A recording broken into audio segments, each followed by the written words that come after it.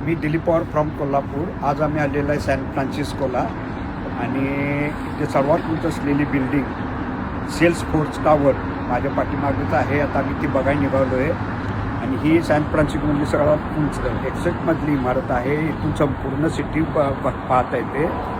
शिवाय ह्या बिल्डिंगमध्ये 5व्या मजल्यावर उद्यानसुद्धा तयार केलेलं आहे.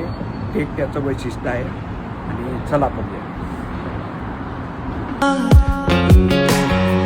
नया प्यार है नया इंतजार कर लूं मैं क्या अपना हाल है दिल. सेल्स फोर्स सेंटरच्या या बिल्डिंगमध्ये 5व्या मजल्यावर आलेलं आहे आणि हे बघा हे इथं उद्यान तयार केलेलं आहे. इथून ही बिल्डिंग राहिलेली अजून दिसते. 61 मधली बिल्डिंग ही आहे.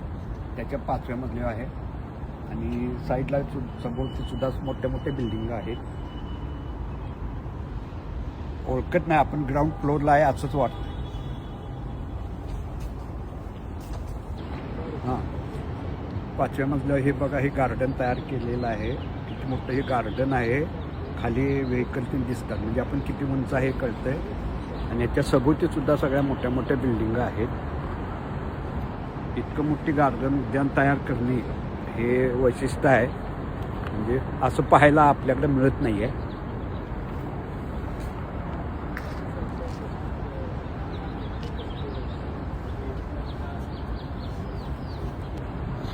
इथून समोर दिसतोय ते ओकलँड ब्रिज आहे जो 14 किलोमीटर लांबीचा ब्रिज आहे.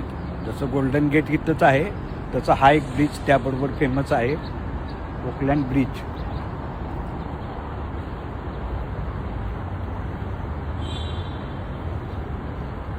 तिचं वैशिष्ट्य म्हणजे खालून आणि वरून दोन्ही दिसतात मला. दोन्हीकडून गाडी खालून आणि वरूनही जातेले दिसतात. म्हणजे हा मोठा एवढा ब्रिज आहे म्हणजे 2 फ्लोअर.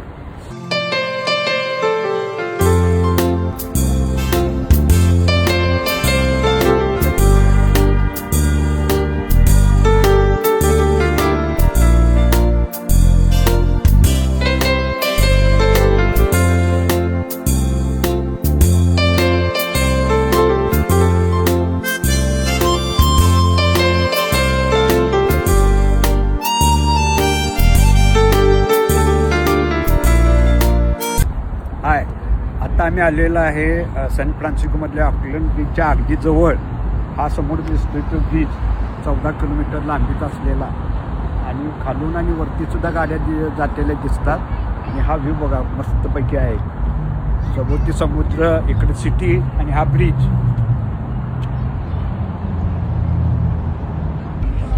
हाय सॅन फ्रान्सिस्कोमध्ये बरोबर मध्यभागी सिटीमध्ये आता आम्ही आहे आणि समोर तुम्ही पाहता इकडं फेरी बिल्डिंग आहे. फेमस इथली फेरी बिल्डिंग. पाठीमागं मोठ्या बिल्डिंगा जी आहेत सेल्स फोर्स बिल्डिंग पण आहे आणि सभोवती समुद्र आणि इकडं 2 ब्रिज आहेत. एक इकडं ऑकलंड ब्रिज आणि इकडं गोल्डन गेट.